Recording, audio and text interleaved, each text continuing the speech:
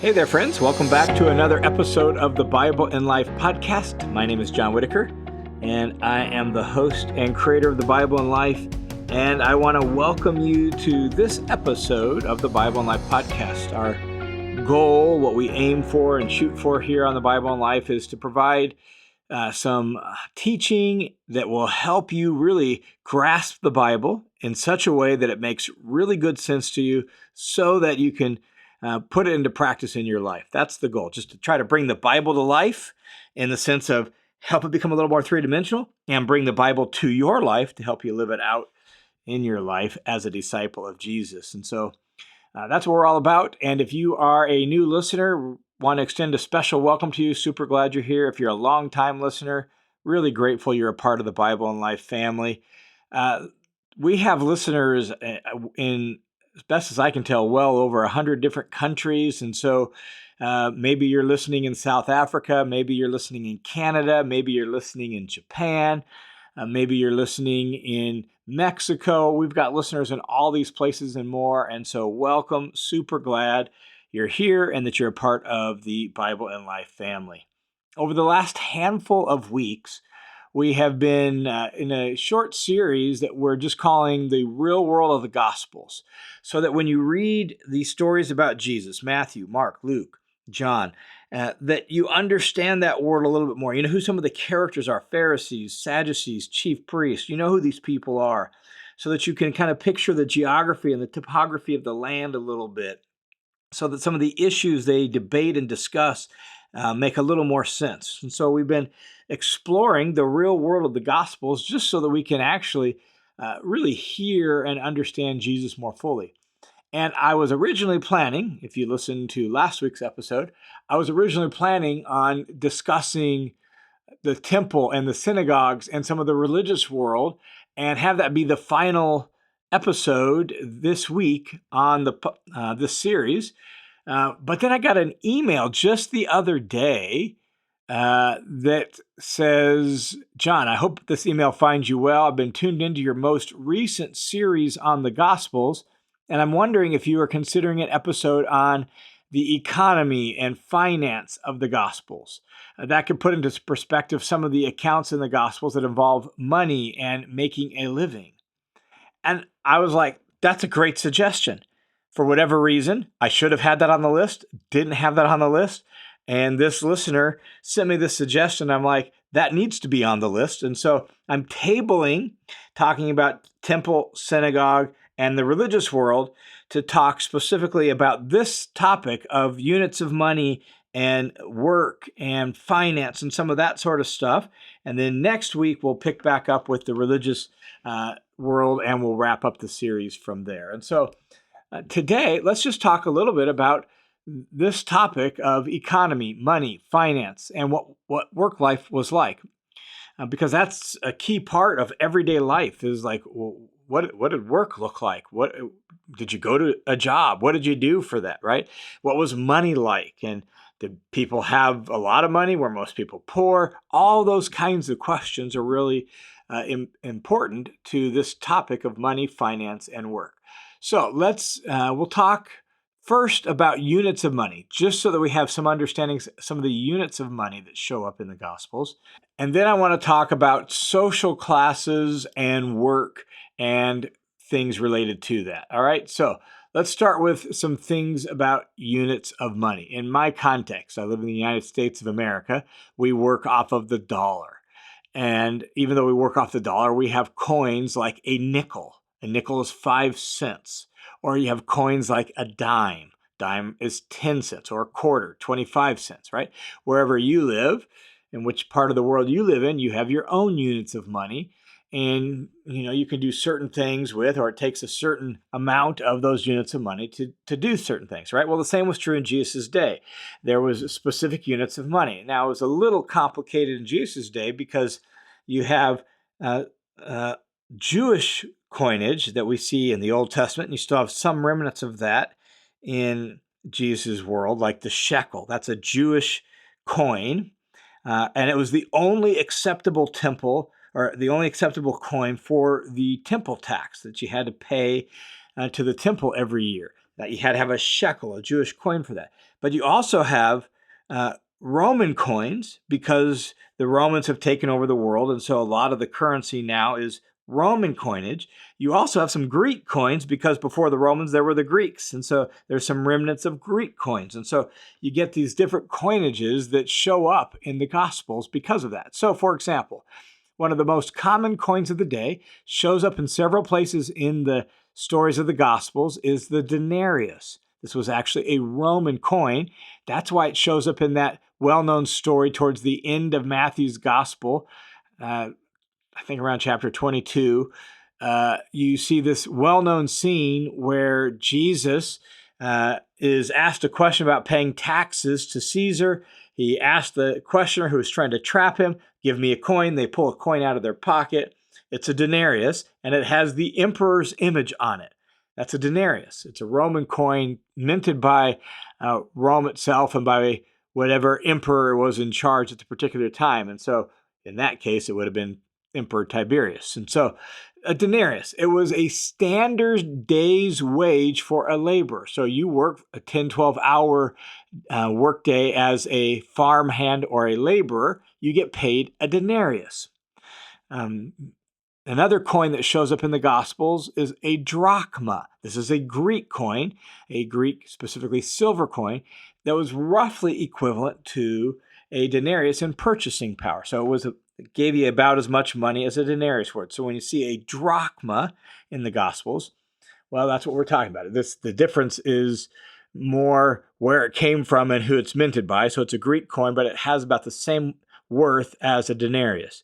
Another coin that shows up in the Gospels, though you don't usually see it because it gets translated kind of out of its amount, is an assarion. Again, this is a Roman coin. This one's made out of bronze or copper, and it's worth about 1/10 of a denarius. So it takes about 10 assarion to make a day's wage. Gives you an idea what we're talking about with an assarion. And Jesus actually references it when he says, "Are not 2 sparrows sold for a copper assarion?" So 2 sparrows are sold for 1/10 of a day's wage. You could buy 2 sparrows for a tenth of what you made in a day. That's an assarion. And then the smallest coin is the lepton. Again, usually made out of bronze or copper. It was the least valuable coin in circulation. And so in the United States, our least valuable coin in circulation is the penny. They're talking about taking it out of circulation, but there's still plenty around. So a lepton was like that. It was just this little tiny coin.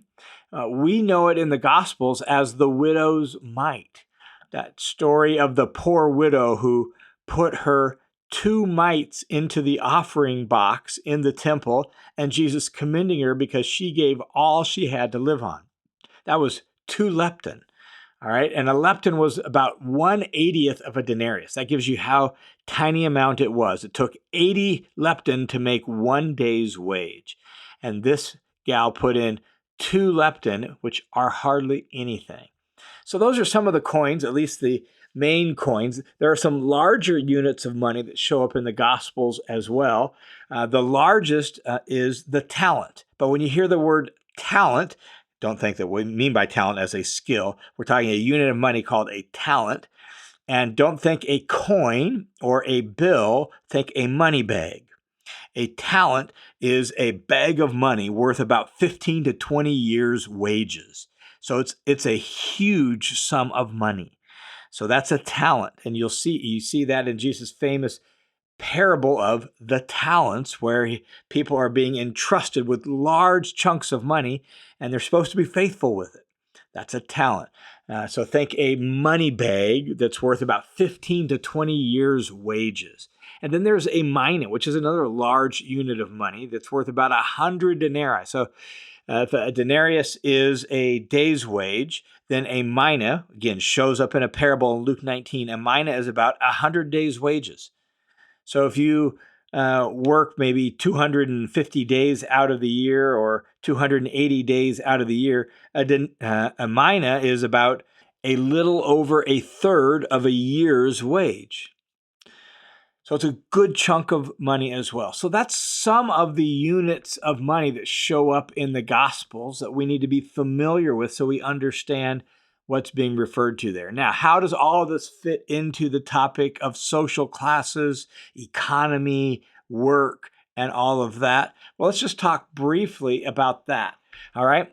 And so here's the way I like to summarize the social classes.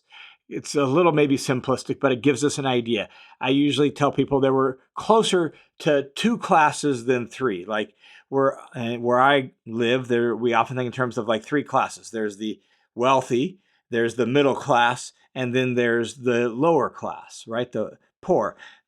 Again, those are generalizations. There's a lot of variations on that theme. Well, in Jesus' day, in the Gospels, in Israel, it was closer to 2 than 3. You had the wealthy and the workmen. That's my way of at least categorizing it, the wealthy and the workmen. Now, again, within the workmen, there's some variation, but those get you the basic categories. And when we talk about the wealthy, we're talking like the upper 1, 2, 3% of the population. And these are the wealthy landowners. They tended to come from old money, old land. They were the ones who owned large tracts of land and then rented it out to tenant farmers who worked the land on their behalf. The wealthy frequently lived in the larger homes rather than a small little 1-room or 2-room home. They lived in a larger home. Oftentimes they were able to import or build some nicer furniture like expensive couches and fancy carpets. Sometimes they often had servants to attend to their needs and to work around the house and all that. These were the wealthy, and they were concentrated in the bigger cities as those who sort of had money and power. Now, the vast majority of the population fit into the other category, the workmen. And the workmen, obviously, some variation within that. The poorest of the poor were servants and day laborers. At the bottom of the social scale of the workmen were servants and day laborers. What's a day laborer? A day laborer was somebody who didn't have regular work, so they would contract themselves out for work each day. We see day laborers in the Gospels in the famous parable that shows up in Matthew chapter 21 through 16, where this parable of the day laborers, where the owner of the land or the tenant farmer on the land, he keeps sending his foreman, or he himself goes into town, and he finds people standing in the town square looking to work that day. And he hires some at 1 hour. He goes back, needs some more workers, hires some more at another hour.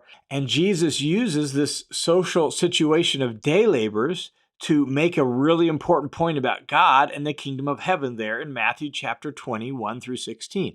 He builds off of this idea of these poor day laborers. And again, put that with the units of money. A day laborer would work for on average 10, 12 hours a day, and they could expect to get paid roughly a denarius for their day's work. The majority of the workmen were laborers and craftsmen of various kinds. Maybe they were a shopkeeper. Maybe they were a fisherman. Maybe they were a construction worker, right? They were laborers and craftsmen. These were the vast majority of workers kind of fit into that category. And so we meet, for example, in the Gospels, Simon Peter and his brother Andrew, and they were fishermen. And it seems like they were maybe on the upper end of the workmen. They had a pretty good fishing business with their family. In fact, it appears, as best as we can tell, that Peter and Andrew and their family fishing business had sort of a cooperative, it looks like, with James and John and their dad, Zebedee, their family fishing business, that they sort of worked together. It seems like it's not 100% clear, but that was often the case where you might work together in sort of a collective cooperative so that you could pool each other's resources and hopefully make more money off of that and have more food to eat. And it appears in the Gospels that they even had some servants who worked in their fishing business who helped them with that. And so they had a pretty decent little fishing business going for them. So that was their family trade. They were tradesmen in the fishing industry. we look at, for example, Jesus's family trade. Well, his dad was a carpenter.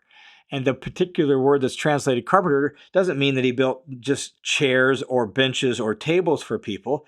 It sounds like he was in the construction trade, that he might even contract out for, say, there was a new city being built 3 miles away from Nazareth, the city of Sepphoris. Maybe Joseph helped build some of the buildings and did some of the construction work in Sepphoris when it was being built during Jesus' growing up years. We don't know.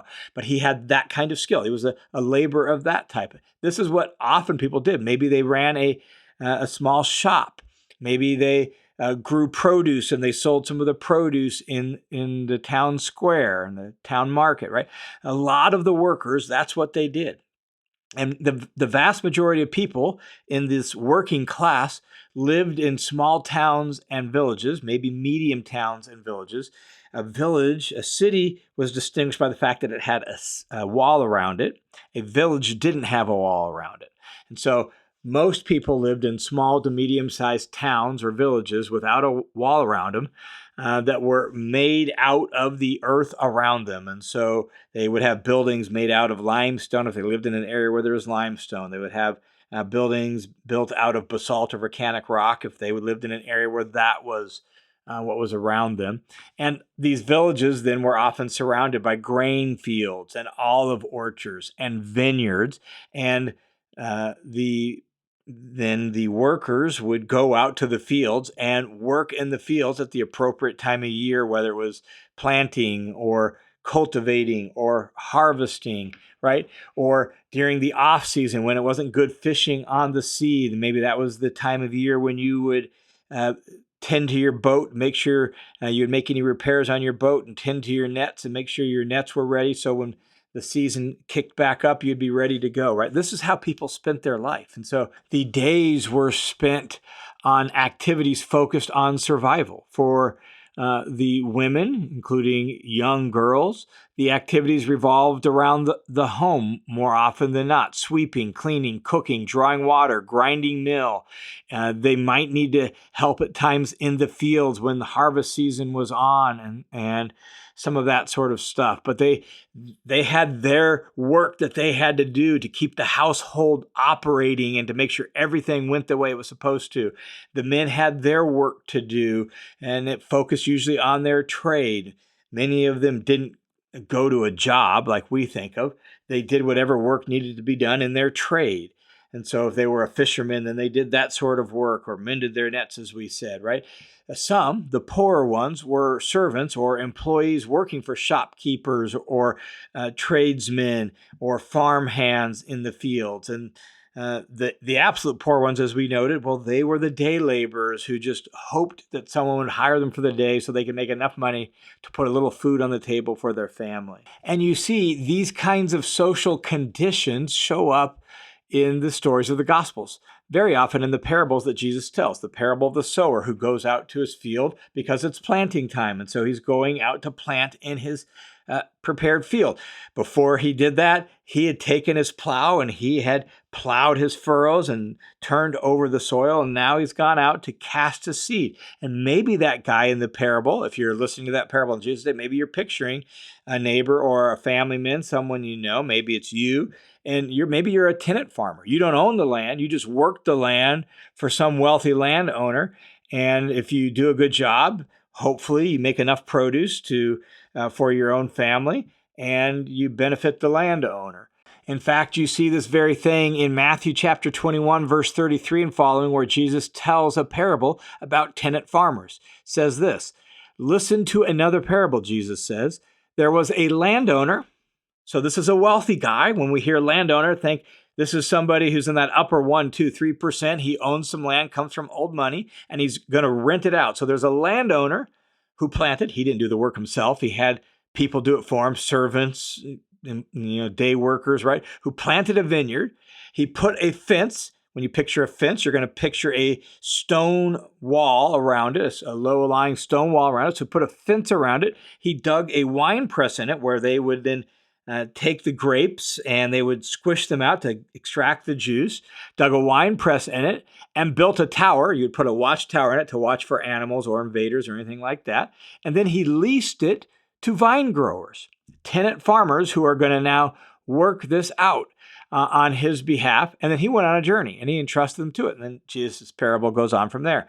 That reflects this well-known social condition of wealthy landowners leasing out their property to tenant farmers who enter into contract with him, and they agree to reaping certain produce and getting certain rewards from working the land. And then he gets certain benefits from them working the land as well. And that was very often the case. And so you have tradespeople who have their own trade, whether they're fishermen, shopkeepers, farmers, you had or construction workers, right? You had some people who were employees or servants who helped in that task. You had at the top, you had wealthy landowners who then they had other business they tended to, and they rented out their land for other people. And this was life in everyday world of the Gospels. And most people, their days were spent doing whatever work needed to be done during the day in order to survive. And then the evenings were often spent relaxing, maybe sitting on the roof and watching the kids play, maybe gathering in the town square with some of the other men, maybe meeting with some of the men in the synagogue to discuss village matters or to pray and listen to scriptures. This was how life was spent for the average ordinary person in the villages of Jesus' world. All right, thanks for tuning into this episode of the Bible and Life podcast. And thanks to Robert for sending in this suggestion for a topic for this series. I hope this has at least given a little insight into the world of Jesus' day when it comes to work and money and finance. And ultimately, I hope it helps you read the Gospels well so that you can understand what Jesus is talking about, so that you can follow him as a good disciple. Hope you have a great week in Christ. I look forward to talking with you again next week.